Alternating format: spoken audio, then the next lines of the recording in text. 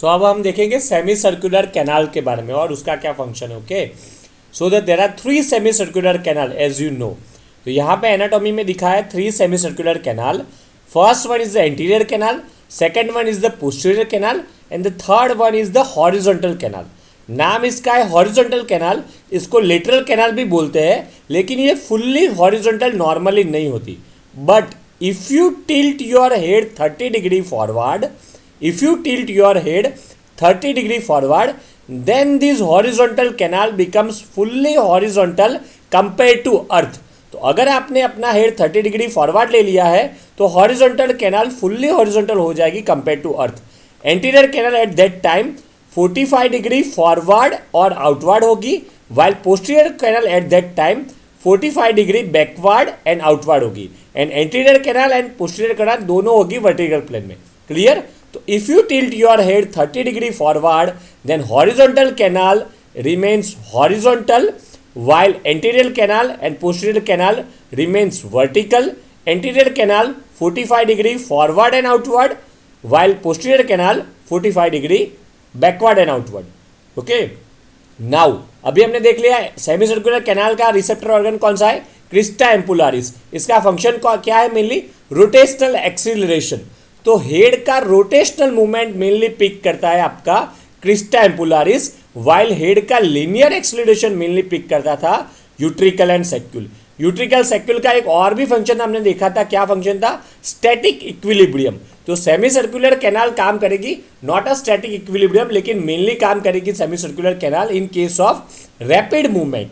सो semi circular canal के दो function आएंगे, एक तो रैपिड मूवमेंट और दूसरा एंगुलर एक्सीलरेशन या रोटेशनल एक्सीलरेशन. अगर आप एंगल बना रहे हो या रोटेशन कर रहे हो एट दैट टाइम हेड का acceleration semi circular canal pick करती है या ये रैपिड एक्शन पिक करती है. एंड यू ऑलरेडी नो, अगर कोई भी कैनाल रैपिड एक्शन को पिक करती है that means what, if someone is picking rapid action that means they have a predictive ability. अगर आपको कोई भी चीज़ रैपिडली समझना है तो आपको उसको प्रिडिक्ट करने पड़ेगा पहले से उसका फंक्शन, तभी आप उसको रैपिड कर पाओगे कि आगे मुझे ये करना है. कोई भी काम अगर आपको रैपिड करना है तो आपको प्रिडिक्ट करना पड़ेगा, हाँ मैं उस वक्त यहाँ पे होगा, उस वक्त मैं वहाँ पे रहूँगा, तो ही आप रैपिड कर पाओगे. So these are the two function of semi circular canal, predictive function, rotational acceleration और angular acceleration, and rapid activities achieved by semi circular canals. हमने ऑलरेडी फर्स्ट लेक्चर में देख लिया है crista ampullaris and cupula and everything. अभी हम आगे देखते हैं इसके फंक्शंस. ओके, ये भी हमने देख लिया. Receptor organ of a semi circular canal is a crista ampullaris. Okay, ये सब स्ट्रक्चर इसमें होते हैं. Now these are the two key function of this. First function कौन सा? Change in head rotation. Utricle saccule में क्या था? हेड का ओरिएंटेशन 3D स्पेस में, हेड का ओरिएंटेशन 3D स्पेस में पिक करता था यूट्रिकल एंड सेक्यूल, वाइल यहाँ पे हेड का रोटेशन पिक करता है this semi circular canal. So semi circular canal mainly pick change in head rotation और एंगुलर एक्सीलरेशन. और दूसरा ये क्या करता है, एंगुलर एक्सीलरेशन है तो वो था स्टैटिक फंक्शन. तो इसमें क्या है, rate of change in each plane of space. तो ये चेंज तो पिक करता है हेड का रोटेशन का, प्लस क्या पिक करता है, रेट ऑफ चेंज, कि कितने वेलोसिटी या कितनी स्पीड से चेंज हो रहा है, ये भी ये पिक करता है. रेट ऑफ चेंज की वजह से इसको आइडिया आ जाता है प्रिडिक्टिंग एबिलिटी का. ओके, तो आपने देखा 3 सेमी सर्कुलर कैनाल है, तीनों कैसी है, एक दूसरे से 90 डिग्री पे. तो ये 3D स्पेस को जस्टिफाई करती है. ओके, जैसे हम 3D में 3 होते हैं वैसे ये तीनों 90 डिग्री पे है एक दूसरे से. तो ये ऑलमोस्ट पूरा 3D इमेज को कवर करती है और हेड कहाँ पे एंगुलर एक्सीलरेट कर रहा है वो इमीडिएटली पिक करके देगी, क्योंकि सारी तीनों एक दूसरे के 90 डिग्री एंगल पे है.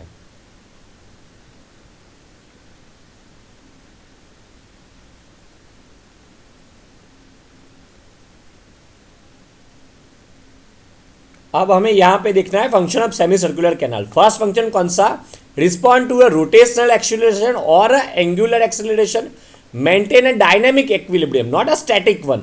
यूट्रिकल सेक्यूलर मेंटेन करते थे स्टैटिक इक्विलिब्रियम, ये डायनामिक इक्विलिब्रियम, मतलब आप दौड़ रहे हो उस वक्त जो भी बैलेंस मेंटेन होता है equilibrium, that is mainly due to the semi circular canal. If semi circular canal की डैमेज है तो पेशेंट इक्विलिब्रियम मैनेज कर पाएगा, लेकिन स्पेसिफिकली वो इक्विलिब्रियम मैनेज नहीं कर पाएगा if you are doing a rapid action. If damage to the semicircular canals occur, then you are not able to maintain your equilibrium, especially at the time of rapid activity. So this is stimulated by a rotation and not by a gravity. Okay, detect the head rotation along with the 3 perpendicular axis. तो ये क्या mainly detect करता है? Head का rotation. तो सारे तीनों है, अलग अलग फंक्शन है. सबसे पहले हमने कौन सी देखी? Anterior semi circular canal. Anterior semi circular canal क्या डिटेक्ट कर लिए? मान लो आप किसी को हा बोलते हो, तो हा बोलते वक्त जो आपकी हेड की मूवमेंट होती है, up and down movement, head की मूवमेंट, जैसे एंटीरियर टू पोस्टीरियर मूवमेंट, किसी को आप हाँ बोल रहे हो, वो मूवमेंट कौन सी होगी? आपकी anterior semi circular canal pick करके देगी. उसके बाद में आएगी आपकी horizontal semi circular canal. Horizontal semi circular canal क्या पिक करेगी? मेनली मान लो आप किसी को ना बोलते हो, तो if you are saying no to anyone, at that time जो हेड की मूवमेंट होती है वो होती है मेनली आपकी हॉरिजॉन्टल सेमी सर्कुलर कैनाल. तो head from side to side is actually your horizontal semi circular canal. And posterior semi circular canal क्या पिक करती है? Posterior semi circular canal pick करती है मेनली अगर आप हेड आपके शोल्डर को टच करते हो, right shoulder then left shoulder, right shoulder then left shoulder, that is mainly achieved by posterior semicircular canal. So lateral tilt of head so that the ear touches to the shoulder, that is posterior semicircular canal. तो anterior semicircular canal आएगी हा की movement के वक्त, posterior horizontal semicircular canal आएगी no की movement के तब, and posterior semicircular canal if you are touching your head to the right shoulder then left shoulder. So these 3 type of movement, they are known as angular acceleration or rotational acceleration. They are mainly picked by a semicircular canal. Linear acceleration fail to displace the cupula, no stimulation of the crista. तो linear acceleration ये function नहीं है. linear acceleration कौन करता है? linear acceleration is picked by a utricle and saccule, while rotational acceleration या फिर dynamic acceleration, आप दौड़ रहे हो उस वक्त की मूवमेंट मेनली कौन पिक करेगा आपका? अगर आप दौड़ रहे हो डायनामिक इक्विलिब्रियम, उस वक्त की मूवमेंट मतलब रोटेशनल एक्सीलरेशन और एंगुलर एक्सीलरेशन, और if you are doing any rapid activity like running, at that time balance is mainly maintained by these 3 semicircular canal. Okay, this shows a 3D type action. Okay, now कैसे head का rotation pick करता है? तो आपको समझना है कि अगर आपका हेड मूव हो रहा है, okay, suppose your head is moving like this, ये जैसे ना बोल रहे हो उस तरह का, देखो पहले हेड ऐसे गया, बाद में इस तरफ जाएगा, तो ये आप जैसे नो बोल रहे हो उस तरह का एक्शन हो रही है. एट दैट टाइम मेनली कौन पिक करता है? Horizontal semi circular canal. Okay, तो ये एक्शन मेनली पिक करेगा हॉरिजॉन्टल सेमी सर्कुलर कैनाल. तो क्या होता है वो हम देखेंगे. अगर आप अपना हेड मूव कर रहे हो, उस वक्त मैंने जैसे बोला था हेड मूव होगा तो वेस्टिबुलर एपार्टस भी मूव होगा, वेस्टिबुलर एपार्टस मूव होगा तो साथ में semi circular canal and utricle secular भी मूव होने वाले हैं. ओके, लेकिन जो सेमी सर्कुलर कैनाल में जो फ्लूइड होता है वो होता है एंडोलिम्फ. ओके, तो ऑल 3 सेमी सर्कुलर कैनाल में क्या फिलअप होता है? एंडोलिम्फ. और ये एम्पुला और क्रिस्टा एम्पुलरिस वाले पार्ट में भी क्या होता है? एंडोलिम्फ. तो यहाँ पे ये दिखा है आपका एम्पुला, और ये एम्पुला में क्या होता है? एंडोलिम्फ. तो लिखो क्या लिखा है? Section of ampulla field with endolymph. तो यहाँ पे एंडोलिम्फ होता है. ओके, और ये आपका क्या है? क्यूपुला. फर्स्ट लेक्चर में हमने दिखा है what is the function of cupula. Cupula is going to move your hair cells. Okay, तो क्यूपुला आपको करेंगे हेयर सेल्स की मूवमेंट. ओके, तो अगर क्यूपुला मूव हो गया तो हेयर सेल्स भी मूव हो जाएंगे. अगर क्यूपुला एम्पुला की तरफ मूव हो रहा है तो डीपोलराइजेशन होगा. क्यूपुला ऑपोजिट साइड में मूव हो रहा है तो रीपोलराइजेशन. मान लो एक तरफ हुआ डीपोलराइजेशन तो दूसरी तरफ होगा रीपोलराइजेशन. ओके, तो this is the endolymph and this is the cupula. And from cupula से जो भी नर्व फाइबर निकलती है they are a fiber of a vestibular nerve, 8 nerve. So cupula being moved by the inertia of the endolymph. तो यहाँ पे क्या concept बनता है? वहाँ पे हमने देखा था स्टेटोकोनिया, जिसका हायर मास था वो मूव नहीं होता था. यहाँ पे क्या केस बन रहा है? यहाँ पे जो एंडोलिम्फ होता है वो इतनी आसानी से नहीं मूव होता. अगर सडन हेड की मूवमेंट हो गई, जैसे ऐसे ही मूवमेंट हो गई, तो सेमी सर्कुलर कैनाल तो मूव हो जाएगी, लेकिन सेमी सर्कुलर कैनाल का फ्लूइड नहीं मूव होगा. सेम केस है, मान लो किसी बॉटल में आपने हैवी फ्लूइड रखा है, तो आप अगर बॉटल को मूव करते हो तो बॉटल तो इमीडिएटली मूव हो जाती है, लेकिन बॉटल का हैवी फ्लूइड थोड़ी देर के बाद मूव होता है. तो सेम वे क्या होगा? मान लो यहाँ भी एंडोलिम्फ है, यहाँ भी एंडोलिम्फ है, तो क्यूपुला सेंटर में। अभी मान लो हेड इमीडिएटली इस तरफ चला गया, हेड इमीडिएटली इस तरफ चला गया, तो क्या होगा, आपका ये semi circular canal and ampulla भी थोड़ी बहुत इस तरफ मूव हो जाएगी, लेकिन ये जो एंडोलिम्फ है वो इतना जल्दी मूव नहीं होगा। तो यहाँ पे क्या हुआ, आप जैसे ही ऐसे मूव हो गए, लेकिन ये वाला एंडोलिम्फ मूव नहीं हुआ, तो यहाँ का एंडोलिम्फ अभी इसको इस तरफ पुश कर रहा है। क्लियर?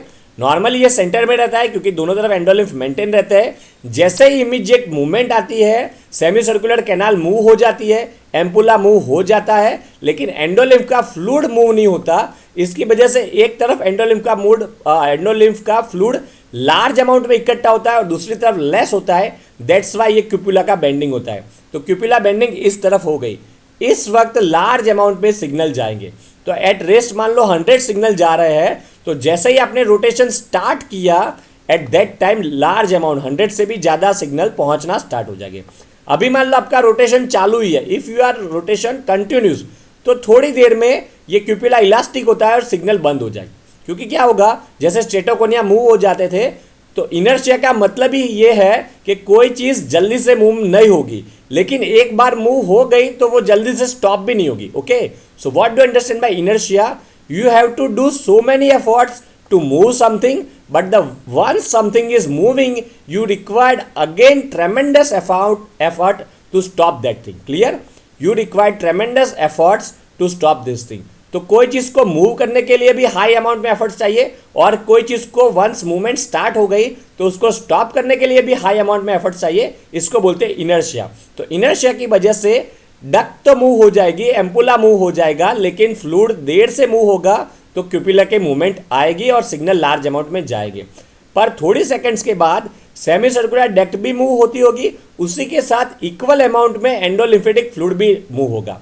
तो थोड़ी सेकंड के बाद अगर रोटेशन चालू है तो क्या होगा, semi circular duct is moving, but with the semi circular duct the fluid is also moving, that's why cupula is not bending, और क्यूपुला अपनी लीनियर पोजीशन में वापस इस पोजीशन में आ जाएगा बिकॉज ऑफ इलास्टिसिटी। इसके बाद क्या होगा, if that is a suddenly movement stop, अगर आपने सडनली मूवमेंट स्टॉप कर दी तो सेमी सर्कुलर डक्ट तो तुरंत स्टॉप हो जाएगी, लेकिन एंडोलिम्फेटिक फ्लूइड की मूवमेंट चालू रहेगी। That's why what happens, your semi circular canal stops but the endolymphatic fluid movement continues. That's why ये क्यूपुला ये ऑपोजिट डायरेक्शन में जाएगा, क्योंकि एंडोलिम्फेटिक की फ्लूइड की मूवमेंट चालू रहेगी और इसकी मूवमेंट बंद हो गई, तो ये क्यूपुला को ऑपोजिट तरफ फेंकेगा और सिग्नल 100 से भी लेस जाएंगे, 50, 40 या 0 के आसपास।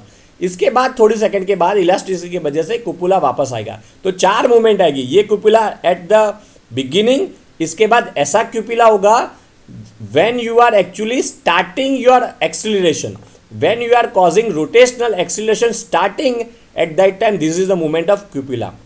Once you are continuously moving, then again cupula is like this, but once again you are stopping the movement, at that time cupula is moving towards the opposite side, और last में वापस आएगा। तो ये 4 मूवमेंट होगी। Concept क्या बनता है, क्यूपुला इस डायरेक्शन में होता है move when you are starting the movement, cupula also again moving when you are stopping the movement. तो कोई बच्चे ऐसा ना समझ ले कि मूवमेंट के स्टार्ट में क्यूपुला मूव होता है और मूवमेंट के एंड में क्यूपुला मूव होना बंद हो जाता है। That is a wrong concept. Movement के स्टार्ट में क्यूपुला मूव होगा ऑन वन साइड, मूवमेंट के एंड में क्यूपुला मूव होगा on other side.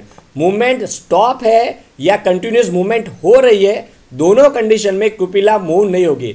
That's why cupula is checking actually a rate of change of speed rather than a speed. Clear? Rate of change of speed मतलब आप start करो या stop करो, normal speed मतलब या start भी नहीं है स्टॉप भी नहीं है। Clear? So this is everyone I hope you understand this is clear. Rate of change of speed, this is a key line. Okay, so again I am showing the cupula is able to check a rate of change in each plane of space. How they are checking a rate of change? Because they are firing at the time of starting of movement, they are also firing at the time of stopping of movement. That's why they check a rate of change in each plane. Also they are checking a head rotation because of 3D angle, all three are at a 90 degree to each other and they are checking a head rotation. तो इसको बोलते हैं angular acceleration या rotational acceleration, not a linear acceleration. Okay, this is the key word. वहां पे linear acceleration, यहाँ पे rotational या एंगुलर एक्सीलरेशन, वहां पे स्टैटिक इक्विलिब्रियम, यहाँ पे dynamic equilibrium. That's why we are checking the rate of change in each plane of space. Okay, so I hope you understand this all about a semi circular canal. Okay, उसका pathway last में देख रहे थे कैसे होता है।